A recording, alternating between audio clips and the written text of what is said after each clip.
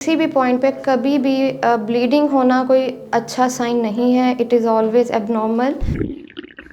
लगता है बाजार के खाने बहुत खाते हो. जी डॉक्टर साहब, मैं ये मेडिसिन प्रिस्क्राइब कर रहा हूँ, वो आप ले लें. अब कोई भी मसला हो तो मरहम से डॉक्टर की ऑनलाइन कंसल्टेशन बुक करो, क्योंकि डॉक्टर से बात होगी अब घर पर. अस्सलाम वालेकुम. मेरा नाम डॉक्टर मुनीबा ताहिर है and I am consultant gynaecologist and obstetrician. मैं लाहौर में अपनी प्रैक्टिस करती हूँ, फ़ारूक हॉस्पिटल वेस्टवुड में. अभी मैं जिस टॉपिक पे बात करने जा रही हूँ वो प्रेगनेंसी के दौरान ब्लीडिंग है, ख़ास तौर पे इंटरकोर्स के बाद या हस्बैंड और वाइफ के मिलने के बाद जो ब्लीडिंग होती है. इसमें सबसे पहले ये जानना ज़रूरी है कि प्रेगनेंसी ठहर गई है और उसकी अपनी सही जगह पर और नॉर्मली चल रही है, तो किसी भी पॉइंट पे कभी भी ब्लीडिंग होना कोई अच्छा साइन नहीं है. It is always abnormal.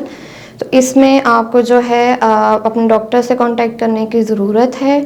और ख़ास तौर पे अगर ख़वातीन को इंटरकोर्स के बाद ब्लीडिंग होती है तो उसकी भी बहुत सी रीज़न्स हो सकती हैं जिनको देखना ज़रूरी है कि ब्लीडिंग क्यों हो रही है. एक वजह ये हो सकती है कि आपकी अवल नीचे होती है, जिसको हम प्लेसेंटा कहते हैं. कुछ प्रेगनेंसीज होती हैं जो वीक होती हैं, जिनको सपोर्ट की ज़रूरत होती है. कभी कभार ये होता है कि बच्चेदानी के मुंह पे ज़ख़म होता है जिसकी वजह से ब्लीडिंग हो सकती है. कोई एबनॉर्मल ग्रोथ जिसको हम पॉलिप भी कहते हैं, पॉलिप हो सकता है, उसकी वजह से ब्लीडिंग हो सकती है. सम टाइम जो है बहुत रेयर बट जो सर्वाइकल कैंसर या बच्चेदानी के मुंह का कैंसर होता है वो भी ब्लीड कर सकता है, जो कि अनडायग्नोज्ड होता है इन पेशेंट्स में. और कभी कभार इंटरकोर्स के दौरान अगर टीयर आ जाए तो उसकी वजह से भी ब्लीडिंग हो सकती है.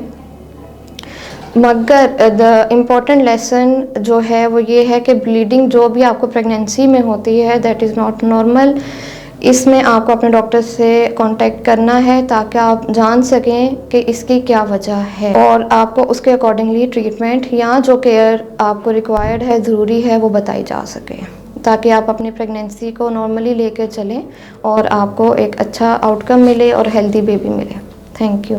इस टॉपिक से रिलेटेड अगर आपके जहन में कोई और सवालात हैं तो आप कमेंट करके पूछ सकते हैं या दिए गए नंबर पर मैसेज कर सकते हैं या कॉल करके पूछ सकते हैं.